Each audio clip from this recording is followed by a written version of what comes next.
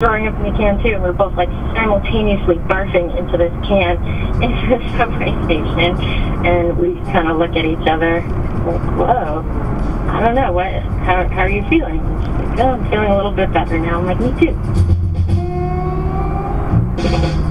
What's the only way to survive throwing up in front of a subway car full of strangers? Have a nice girl your age do it with you. And numbers. So many coincidences with numbers. One woman told us how she was at Thanksgiving with her extended family, and I suddenly realized that 6 of them had the exact same number of letters in their names. 23 letters. Michael Arthur Vandeputty, Mary Elizabeth Vandeputty, William Arthur Vandeputty. There was the guy at the mall doing surveys who had to ask people their phone number. It's obvious the guy who's surveying starts to make up a number. He says 933 456. When he read off that last number, he said 8, and I kind of stepped back for a second, but I was cool, and I said, no, sir, I'm sorry. That's not your phone number. And he said, well, why isn't that my phone number? And I said, because that's my phone number. That's my phone number. The phone number that you just made up is actually my phone number. These stories reminded me of an old Chinese saying I once heard. Actually, I learned it a couple weeks ago, and I have no idea how old it is. But it goes like this. 不巧不成书. That's my friend Yuan Yuan Di. 不巧不成书. And what does it mean? If there's no coincidence, there won't be stories. No coincidence, no story. To imply that, of course, lives are all developed in ways that we can't predict. So is it like if you heard a story with a coincidence, afterwards you might be like, no coincidence, no story, like that? That's right, yes. Just expression you use it to quote. Is it like a corny thing to say? Mostly, I think, no, it won't be a corny thing to say. Do you ever use it? When I'm corny, yes. At the risk of being corny, I'm going to say it. Today's show, no coincidence, no story. While the big man's away, we're going to sneak these coincidence stories onto the air.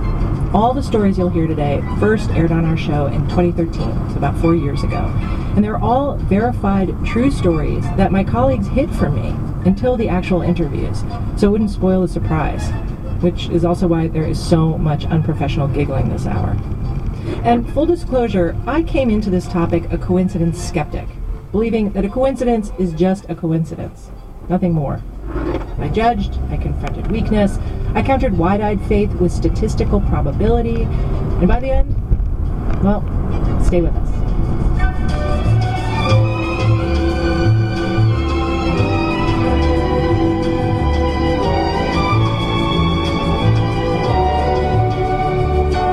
Act 1, Grandmas. Blake Oliver is living in Nicaragua right now. We talked on Skype. About 4 months ago, he was on the phone to his friend Camille, who goes by Cammy. He mentioned to her that the screensaver on his iPhone had been the same picture for a long time, that he wanted to change it.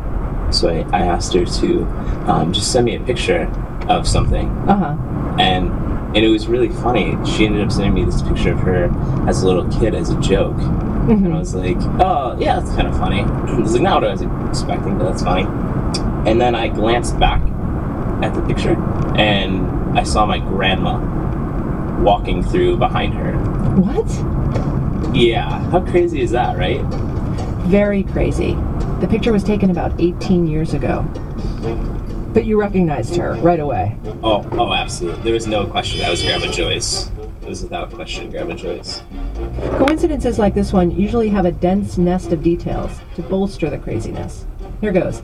Blake is from Michigan. That's where he met Camille. But Camille's family isn't from Michigan at all. They're originally from Utah, Salt Lake City, Utah. That's where she grew up. Yeah, that's where she grew up. Was this photo from Utah? No, and that's the funny thing is my grandma lives in Melbourne, Florida. And I'm thinking, oh, she must have been in Utah and walked past it. And Cammy's like, no, that picture was taken in Parksville, Vancouver Island in Canada. What? Yeah, right?